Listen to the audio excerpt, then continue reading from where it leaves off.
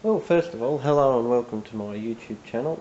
I haven't really made any videos like this before, but we'll see if we go. I've had a few requests to see, well, how do you fix a magneto like this? How do you check for spark? What are some of the common things that will go wrong with them, with it being a flick magneto? And being a flick magneto seems to scare a few people. This one's off a 6 horsepower Austral engine that Kingston Museum have that I've been doing a bit of work on, and really you might be able to pick it up in the video, but it's even got the direction arrow on it, all the features of a rotary magneto except it's been converted to flick. Now this particular magneto was seized solid when I first got it, and unfortunately I didn't film the process when I first tore it down to let's see how bad the magneto is and what's sort of gone wrong with it. But I'll just walk you through the process that I took to pull this down and see why it was seized and see if we could get any spark out of it, and a few sort of little things to check like that. Now the first things first, if you're going to pull apart a magneto, is to find where the high tension lead comes into the magneto. I'll show you later on in the video just why it is important that you pull this out first if you're planning on completely disassembling the magneto. So it's pretty basic. Most of them are only a couple of screws. They shouldn't be too tight. Magnetos are usually assembled well, and just with a bit of pressure they should come out fairly easy. And you do have to be a bit careful. These parts are usually made from Bakelite, and that is very delicate, and it does not take much to crack or break it. And then the insulation properties will be compromised, and it might not, well, it might earth out into the body and inside the magneto, and you won't get any spark to your magneto lead.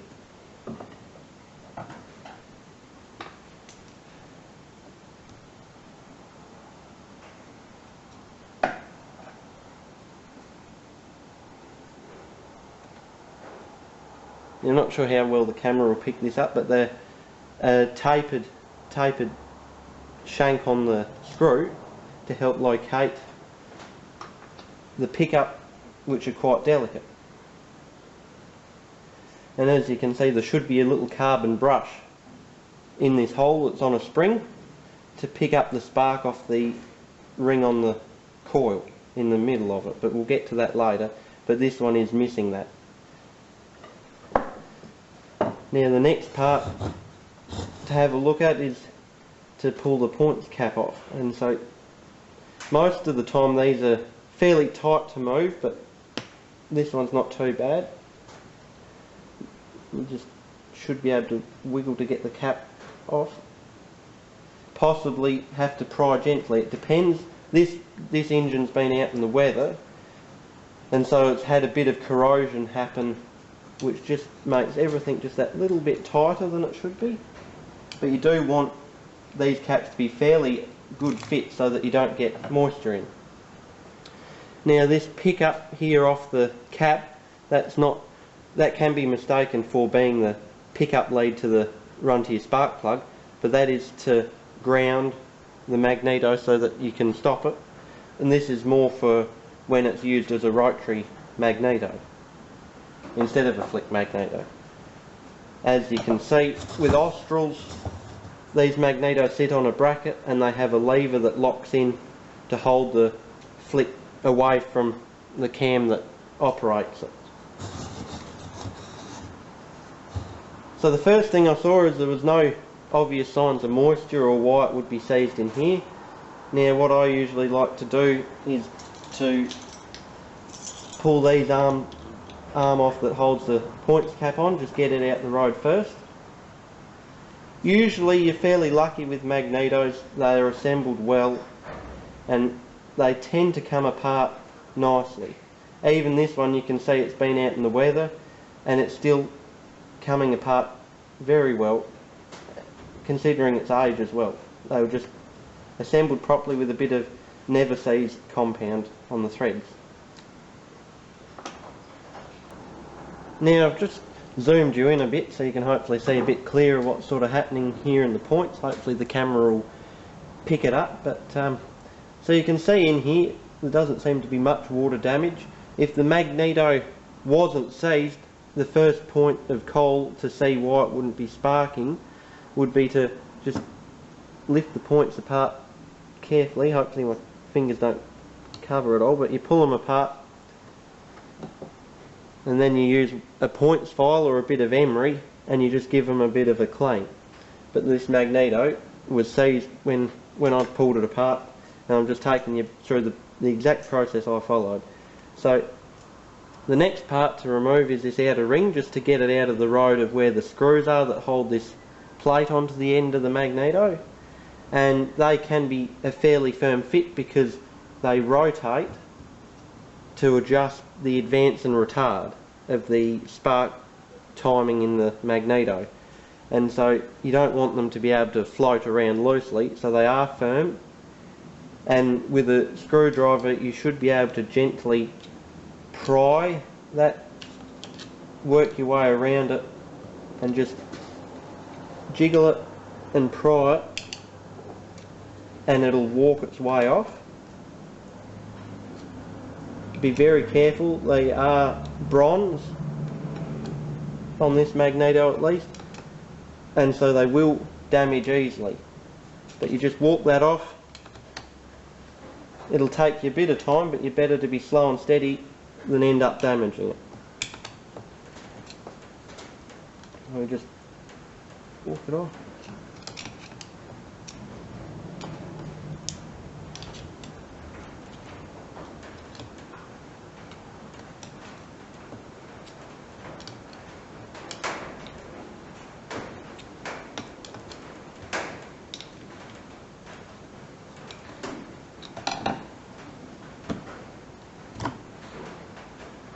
Now I'm not sure how well the camera will pick this up, but you can see it gets thinner and thicker in this ring, and this ring works as a stationary cam because the points rotate, and this section here it will push to lift the points apart as it rotates around and it comes in contact with the thicker part or the thinner part. So I'm trying to explain it fairly basic to anyone that's new to this hobby.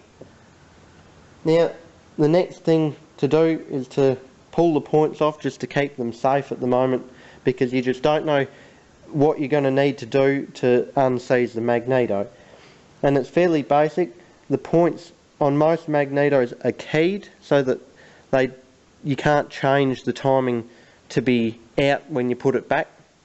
So you just put the point straight back on and it'll be timed, so you don't have to worry about marking where the timing is or anything like that. So I find it best just to take a socket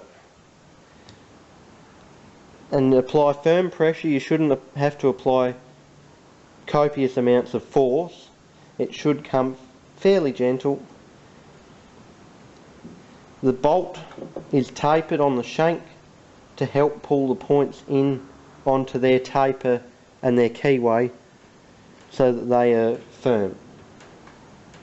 Now the points won't just fall off because they are on a taper lock. It takes only very little force in most cases, just a bit of a lever behind the points and they come away. Now I'm not sure how well the camera will pick this up, but there is a little key.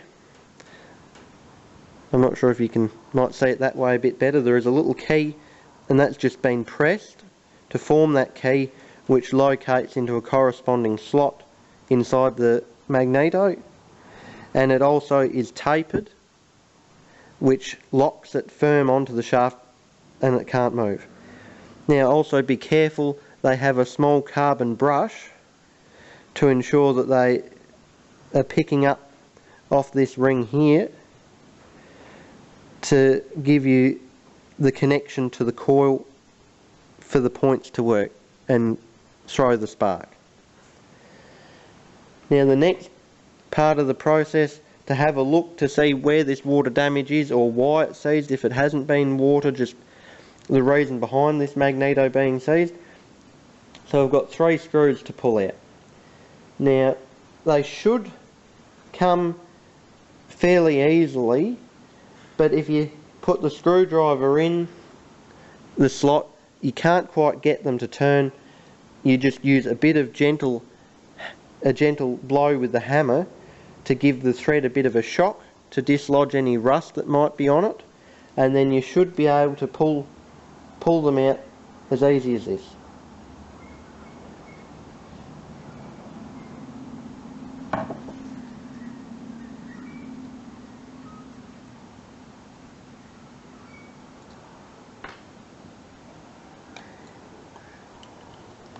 Now in most cases there are 4 screws. One of the screws I've pulled out before, which holds the points cap on, and then there are 3 normal slot screws to hold this cover on, which is also the bearing housing for the main shaft. Now I'm not sure if you can see it, but in this case the last screw here has had half of the head broken out. At some previous stage in the working life, someone's had to pull this apart and they've broken the screw. Now it normally shouldn't be a huge big ordeal, and I'll just show you how we overcome it in this case, and I'll probably have to zoom the camera in at a different angle so I can show you the process that I took. Now I'm not sure how well the camera will pick up this screw, but I've carefully clamped the magneto in the vise just to hold it sturdy. You have to be very careful because with this type of magneto the best place to clamp it easily is on the magnet. So I've very lightly clamped it, and I've used a bit of soft rag just for soft jaws in this case. Now what I did to remove this screw is I just took a little punch, and I only made sure it was a light hammer initially, and that seemed to be all it took. And you just get the punch on the very edge of the screw so that you can get the most leverage, and you just give it a couple of light taps, see if it's going to move, and in this case we were lucky with it. And you just chase that screw around with the punch until there's enough room to get a pair of pliers on it.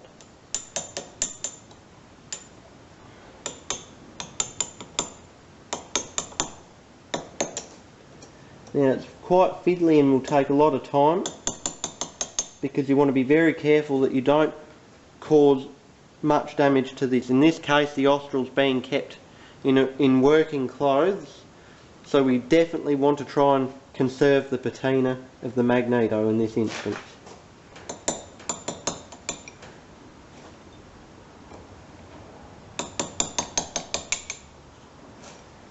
So just very light, lots of little taps,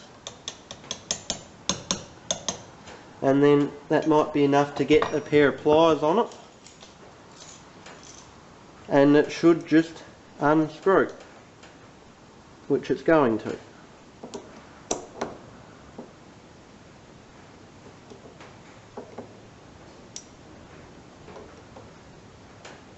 Then I find if you work the screw back and forwards a bit, you should usually be able to get onto it with your fingers and it should come out nice and easy. Now a lot of people I know would probably look at probably drilling the head off if it didn't come easily with an attempt with a screwdriver, but if you just remember, you can use a small punch on the very edge of the screw. You should get enough purchase to shock the screw with the hammer blows, and then it should just be able to chase it out like I've just done to get that little screw out. Yeah, not sure. Hopefully that's on camera for you to see, but half the head has gone missing in its working life. Someone's had this magneto apart before. Wasn't too difficult. Now while we're at the vise, we shall try and remove this end cap. Now I find that if you're very gentle with a small screwdriver and just chase it around a bit just to try and knock it loose, And there you go. As easy as that. Now, with this magneto, it's easy to note, I'm not sure if the camera will pick up this little screw here, but it's easy to note which direction up this plate has to be, because that little screw, I'm not sure, it will correspond with the slot here, and that is how much you can advance and retard the timing. That screw works like a stop. Now we'll just lift that cover off, and there you can see we've got the bearing, the outside of the bearing race, and then we've got the ball bearing race here. Now it's a good idea when you have these apart to carefully clean the bearing in situ and to apply some fresh grease. I tend to use high temperature wheel bearing grease. It's not super critical what type of grease you use, just a little bit, just enough to get in the race, not enough that it'll disappear throughout the magneto and cause issues later down the track. Now the next stage to working out why it was seized is to have a look at pulling the trip or the flicker off of the magneto. Now these have a tapered hub that goes onto a tapered shaft with a keyway to key it where it should be timed, so you don't have to worry about making any marks to make sure you put it back in the correctly timed spot. And if you do pull it off and it hasn't got a keyway, it is not a big issue. It is relatively straightforward to work out just where it needs to be lined up to time it. And I can go into depth a bit more on another video if you have the interest there. Now, a good socket is the best way to knot round the nut. Now it shouldn't be too hard, but they can be on very firm, and that's why I use just a T-bar like this, so that you can give it a couple of strikes with a hammer just to loosen it, but to do it very lightly so you don't bend the shaft. Now this should come off fairly straightforward.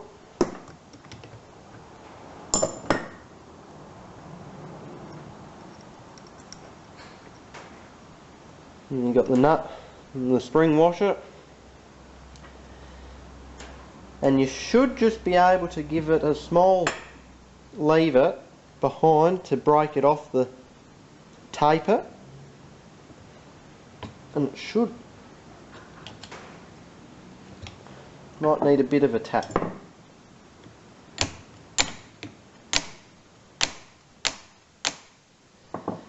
It's going to be a bit stubborn today, but we'll see how we go.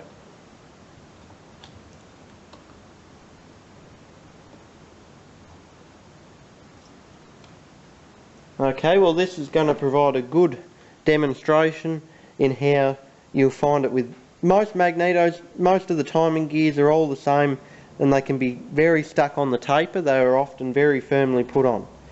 Now a simple trick is you put the nut back on,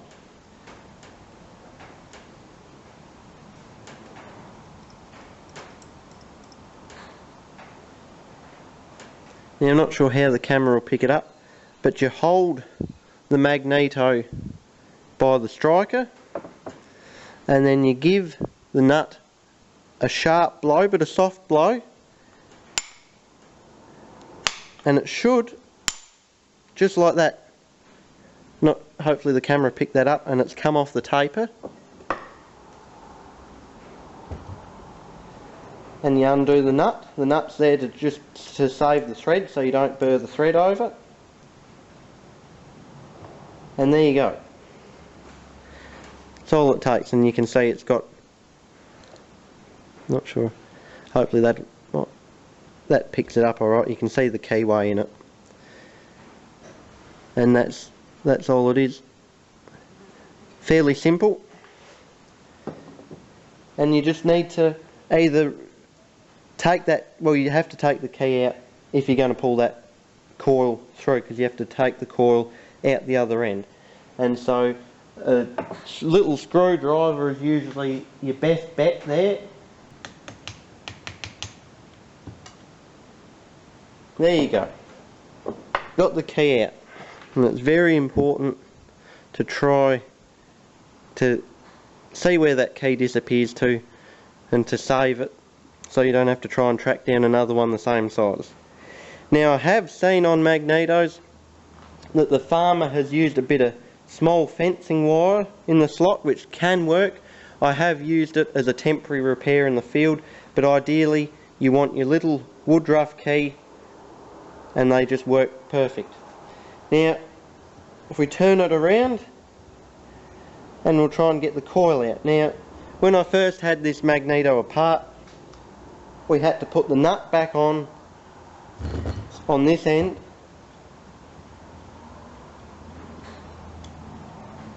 and give it a couple of gentle taps just to knock it loose.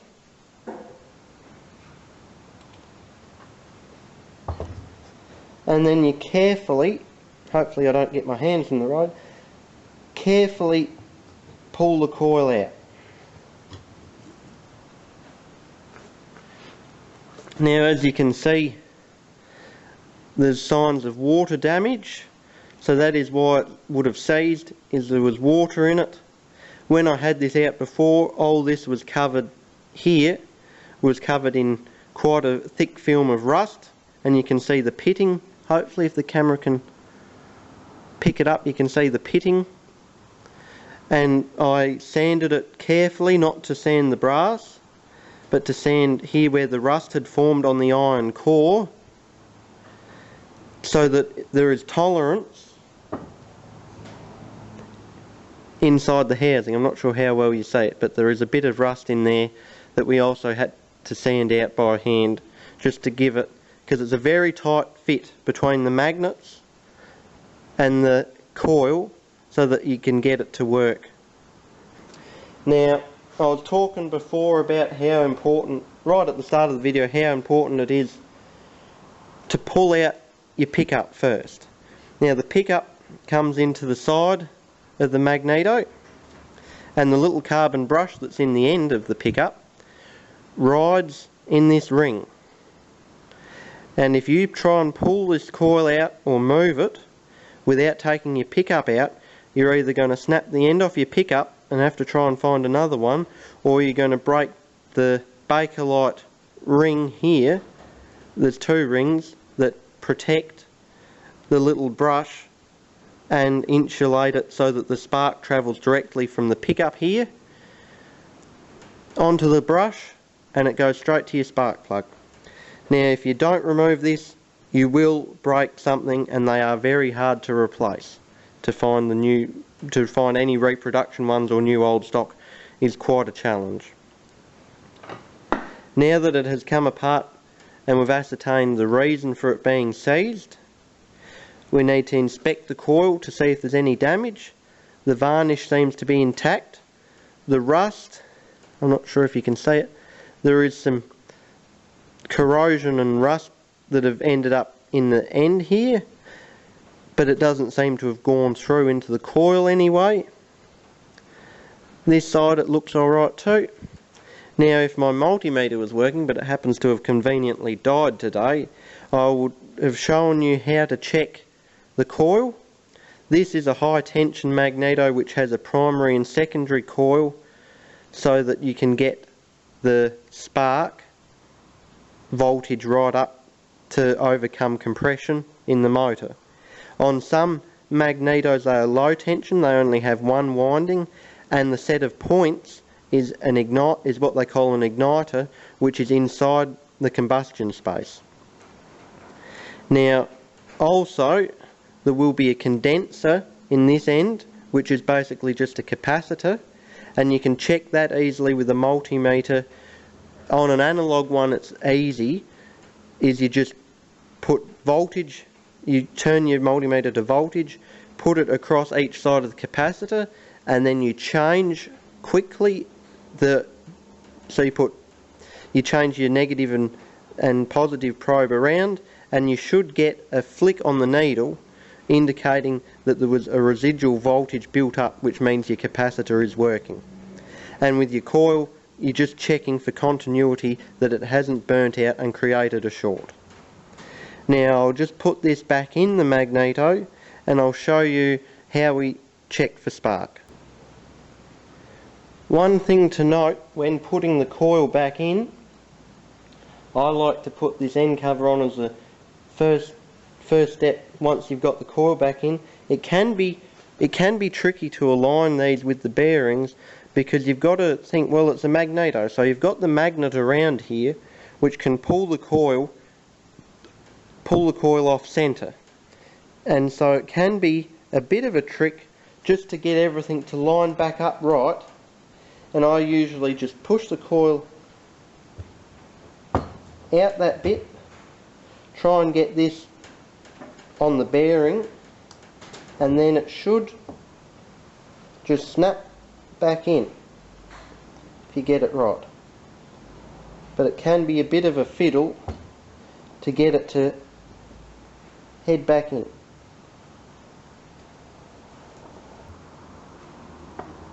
So it can be a bit of a fiddle just to get the, not sure how well the camera will pick up, but it's not quite home yet. You just got to try and get the bearings to push home back into their holders. And there we go. Looks like we've got it. So I'll just put the screws back in there and I'll come back when I've got to put the points back. So we're about ready to put the points back in, and what I'll do is I'll just give them little push to push them apart. I'll just stick my points file in between them, just give it a little bit of a file, pull it out. Now the file's pretty clean, so I reckon those points are nice and clean and they should work well. You've got to try and get the taper and the keyway to line up with the magneto, but this little brush, they can be a bit tricky at times. You've got to try and push it back into its little holder and to try and hold it in while you attempt to get the keyway and the taper to line up. Now it can take a couple of attempts just to get it to go right. And this is, as you can see, this particular brush is being a bit troublesome because the spring is pushing it on a bit of an angle, and it's a bit troublesome to get it to hide in its little holder and get everything to line up right at the same time.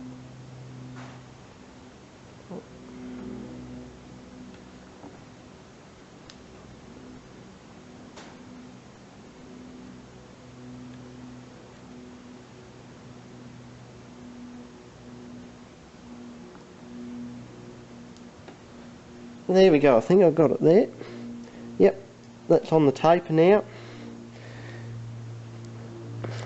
Now you fit the little tapered bolt that pulls it down snug onto the taper.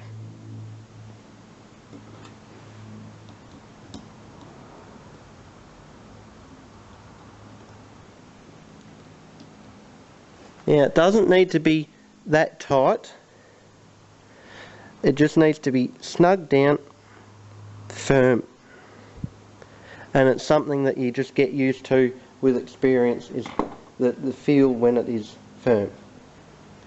Now the next bit to fit is the cam ring and points cover. So we've got to line this little slot up with that screw. That's the first step, and to try and get the I'm not sure if the camera will pick it up, but the thin part of where the cam runs, where the points are allowed to be shut, needs to try and get that onto the little follower here, so that you're not trying to force anything. So I'll just rotate that into position.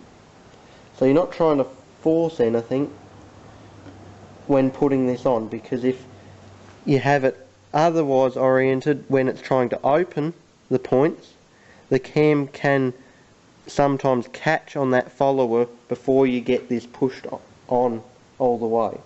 And it should just wiggle down with a bit of force. This one's fairly firm, got to try and get it to go down square.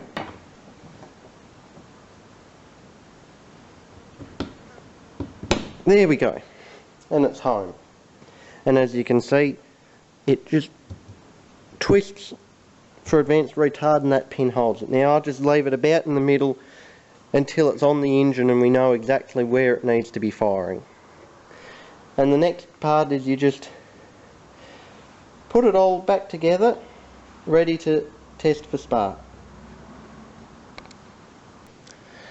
You should be able to see, hopefully on screen, as the points rotate, you can see this is where they open. And you can see the little follower working on the cam to open these. And they just open, and you can feel it. You might be able to see it here, that there is a bit of spring to it there. Now that's caused by the magnetism, and that will be about where the points after. They will open up just after it goes past that point of magnetism, and that's where it will throw the spark. Now hopefully you will be able to see this, but to simply test for spark you can use a screwdriver earthed against the body of the magneto, and as you flick it around the point of contact you should be able to see a little spark. I might change the camera so you can hopefully you can see the spark.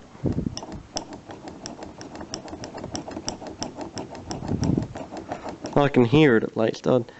Hopefully camera will pick it up.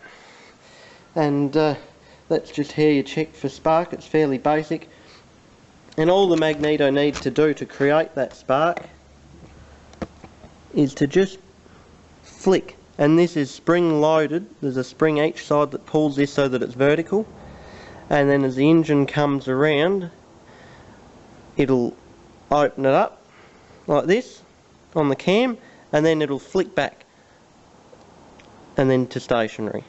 So in slow motion it'll look like it's opening up, and then it'll flick and return itself to center, and as it does that flick it goes over the point where it's swapping the poles of the magnets, which creates, well, induces I should say, a spark, and as it does that the engine should fire. And this magneto seems to have not taken a lot to fix. Some can take a lot more work in the points or pick up all that, but this magneto, considering it was C-solid, seems to be on a bit of a winner. So hopefully I can film a video of that Austral running when we unseize the rest of the motor. Hopefully this video has shone a bit more light on how to disassemble and work on a magneto of this type, and hopefully it'll allow a few people to go and try on their own to be able to repair their own magnetos and not have to outsource that part of the restoration project to someone else. Hopefully some people enjoy this, and I might try doing a few more videos that I try talking over and explaining just what I'm doing. Hopefully you enjoy.